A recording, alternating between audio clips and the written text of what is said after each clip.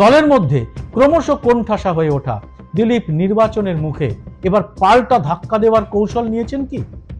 সাংবাদিক মহলে সবাই জানেন তার সঙ্গে ঘনিষ্ঠ যোগাযোগ আছে তৃণমূলের একাধিক শীর্ষ নেতা। অন্যদিকে বিজেপির অনেক নেতার সঙ্গেই তার সম্পর্ক এখন আদায় কাঁচকলায়। তাদেরই কাউকে কি হারাতে চাইছেন তিনি? আরো একটি সম্ভাবনা আছে, আরএসএস এর কাছে গোটা দেশের লোকসভা ভোটে মোদী শাহদের পারফরমেন্স কি হতে পারে তার একটি রিপোর্ট এসেছে। সেই বিষয়টি নিয়ে এর মধ্যেই বিভিন্ন মহলে চর্চা শুরু হয়েছে। এরপরেই অন্তর্ঘাতের খেলা শুরু হয়েছে দলের মধ্যে অনেক জায়গা থেকে। নীতিন গডকরি থেকে রাজনাথ সিং, শিবরাজ সিং চৌহান থেকে বসুন্ধরা রাজে সিন্ধিয়ারা নিজের নিজের এলাকায় খেলছেন নিজের মতো করে। দিলীপ ঘোষও সেসবের অংশ কিনা তা অবশ্য এখনো নিশ্চিত করে বলা যাবে না।